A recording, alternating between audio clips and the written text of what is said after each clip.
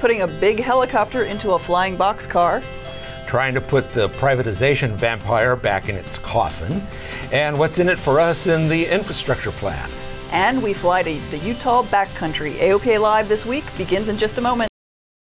Build and fly with the Sonex Aircraft B models. The B models offer more room and comfort, more fuel, more panel space, more engine choices, and the same great Sonex Aircraft flight characteristics. Learn more at sonexaircraft.com.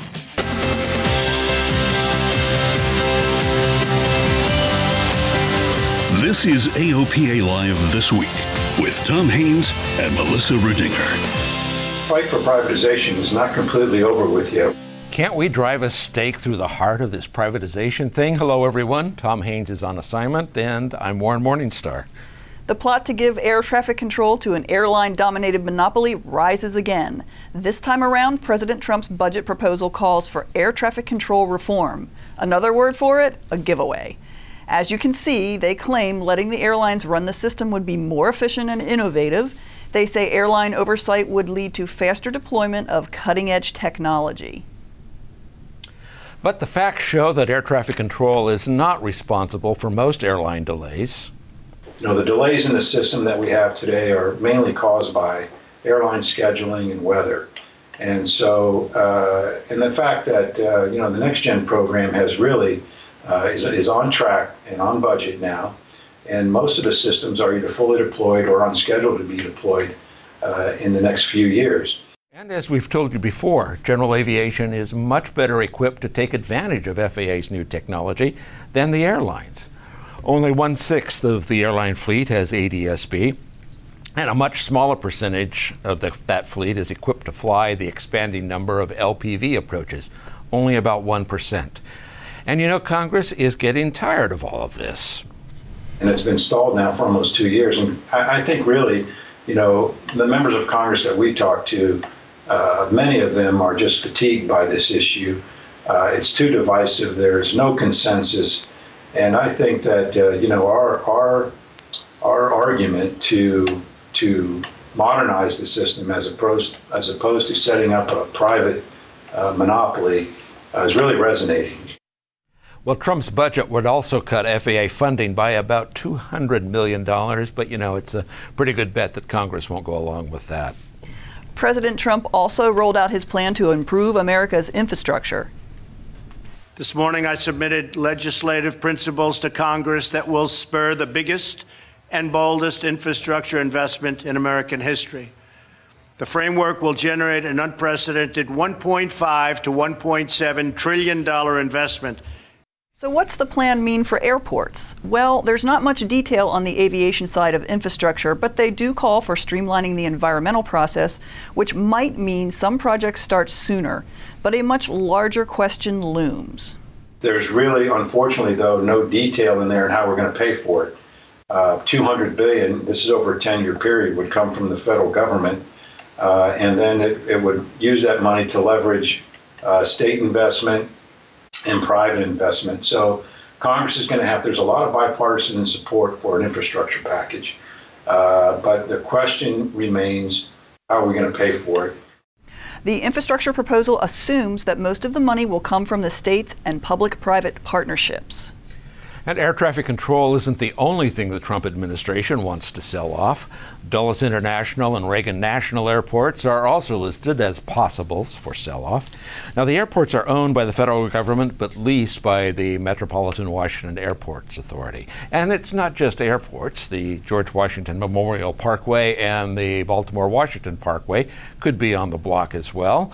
Well, you know, I'm sure that the tens of thousands of daily commuters on those roads won't have any problem at all paying a new user fee, toll. Meanwhile, across the country, a local city is trying to get rid of critical infrastructure, and that just might leave a lot of people in desperate straits when the inevitable earthquake hits. As we've told you before, Santa Monica has struck a deal with the FAA to close its airport by 2028.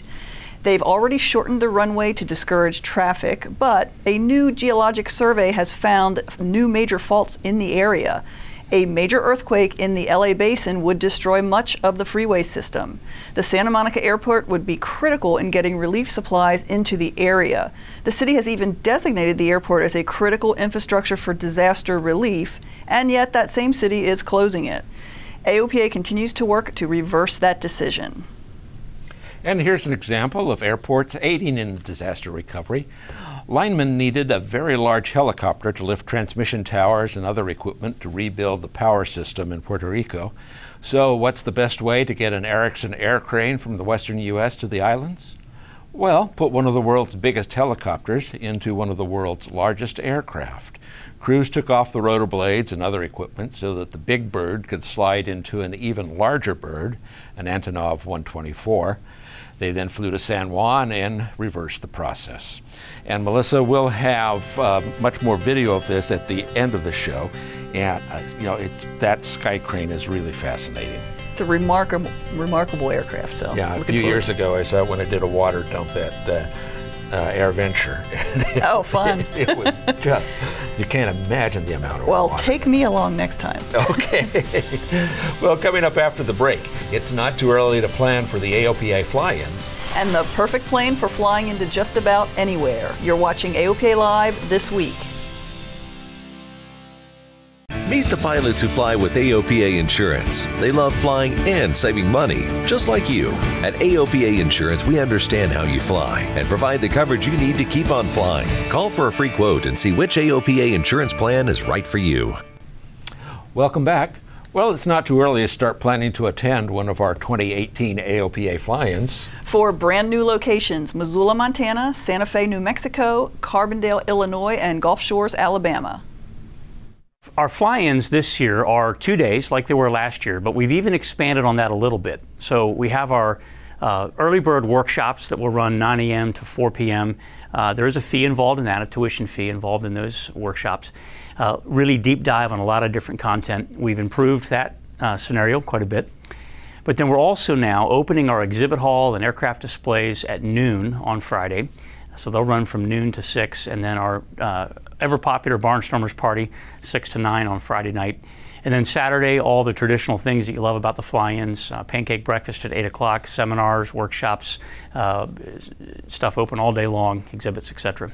Everything you need to know about each fly-in is on our website. Stay tuned as we announce more special events at each location, including flyouts and special seminars. And speaking of flying to exciting places, Tom Haynes recently flew into the Utah backcountry in one of the most versatile aircraft out there, the Kodiak Quest. Airplanes are meant to take us places, and few are more versatile at doing that than the Quest aircraft Kodiak, a beefy single-engine turboprop at home in backcountry and at the busiest airports. The Bureau of Land Management owns millions of square miles of land in the desert Southwest, and a Kodiak's a great way to explore that vast remoteness, which is how we find ourselves descending into Mineral Canyon for a touchdown on a 2,000-foot dirt strip next to the Green River. The airplane loves to fly slow. It's a STOL airplane, that's what it was built for. So to land on a 2,000-foot strip at a decent altitude, I think we're around 4,000 feet, it's no issue. It doesn't have any bad habits when it's slow. In fact, it has nothing but good habits because of the design of the wing. So you bring the power back, full flaps, 35 degrees is full flaps, and then you keep it right about 80 knots, 75, 80 knots until you're on fairly short final. And then you bleed the airspeed off, and a short strip like this, I'll touch down at about 65. And while this is a unique experience for us, it's just another day at the office for Nick Lamoureux, Director of Operations for Red Tail Air Tours of Moab, Utah. We operate 10 airplanes, provide scenic flights over the national park, provide river shuttles to and from the Colorado rivers, Green Rivers, charter service. One of the things I like about it is it reminds me of a diesel truck in some ways. It doesn't really matter if you're towing or going uphill. It just gets up and goes. Of course, that versatility didn't just happen. The Kodiak was purpose-built for flying in out-of-the-way places. There was a lot of humanitarian and mission organizations that were flying 206s and a lot of piston-driven airplanes, and they needed something that ran on jet fuel, that had more efficiency, that had more carrying capability with the same STOL-type performance. And fittingly, we went to where there was no runway at all and landed anyhow, on a salt flat. And of course, after all that work, food becomes a necessity, and the guides from outdoor adventure company Navtech did not disappoint. They whipped up an amazing meal at the campsite they'd prepared. And what's great after a big meal but amazing entertainment?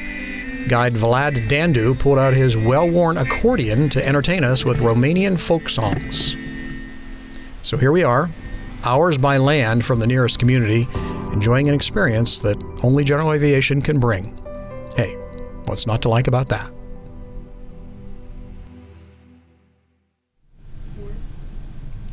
You can read much more about Tom's most excellent adventure in the March issue of AOPA Pilot Magazine.